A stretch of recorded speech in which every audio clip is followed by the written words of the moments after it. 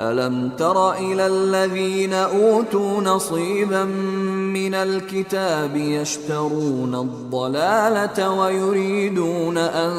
تضلوا السبيل والله أعلم بأعدائكم وكفى بالله وليا وكفى بالله نصيرا من الذين هادوا يحرفون الكلم عن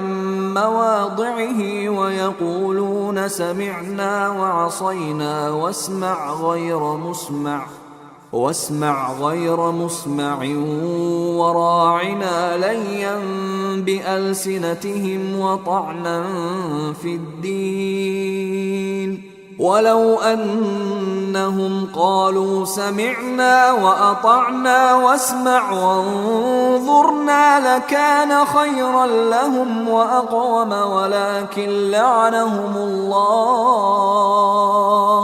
ولكن لعنهم الله بكفرهم فلا يؤمنون إلا قليلا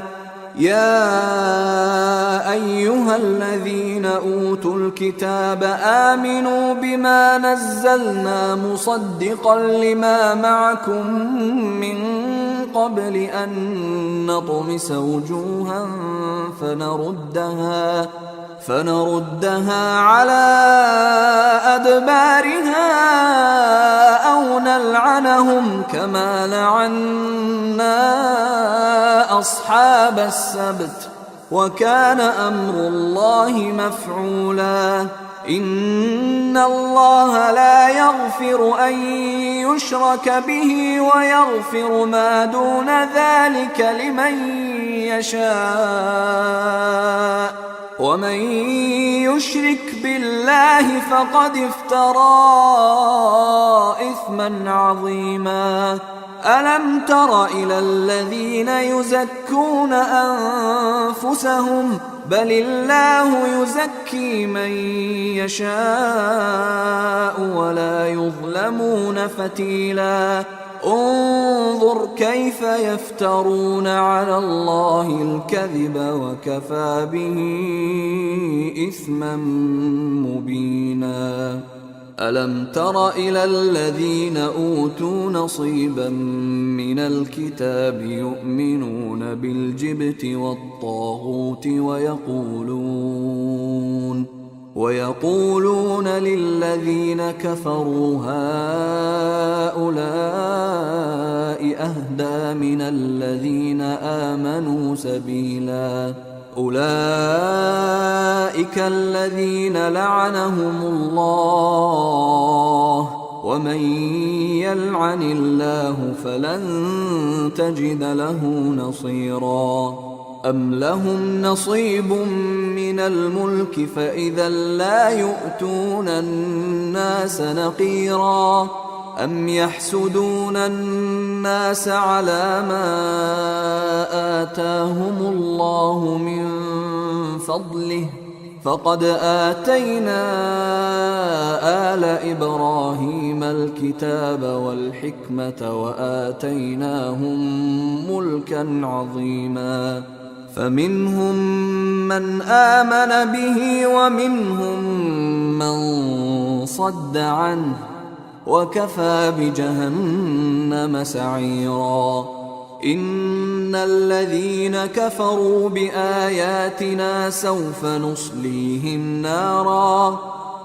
نصليهم نارا كلما نضجت جلودهم بدلناهم جلودا غيرها ليذوقوا العذاب إن الله كان عزيزا حكيما والذين آمنوا وعملوا الصالحات سندخلهم جنات تجري من تحتها الأنهار خالدين فيها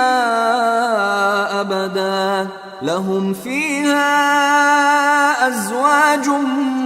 مطهرة وندخلهم ظلا ظليلا إن الله يأمركم أن تؤدوا الأمانات إلى أهلها وإذا حكمتم بين الناس أن تحكموا بالعدل إن الله نعما يعظكم به إن الله كان سميعا بصيرا يا أيها الذين آمنوا أطيعوا الله وأطيعوا الرسول وأولي الأمر منكم فإن تنازعتم في شيء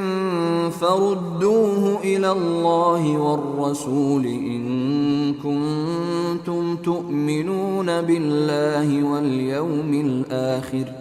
ذلك خير وأحسن تأويلا ألم تر إلى الذين يزعمون أنهم آمنوا بما أنزل إليك وما أنزل من قبلك يريدون أن يتحاكموا إلى الطاغوت وقد أمروا أن يكفروا به ويريد الشيطان أن يضلهم ضلالا بعيدا وإذا قيل لهم تعالوا إلى ما أنزل الله وإلى الرسول رأيت المنافقين يصدون عنك صدودا فكيف إذا أصابتهم مصيبة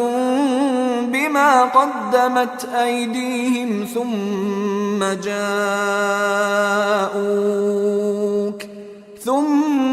جاءوك يحلفون بالله إن أردنا إلا إحسانا وتوفيقا أولئك الذين يعلم الله ما في قلوبهم فأعرض عنهم وقل لهم في أنفسهم قولا بليغا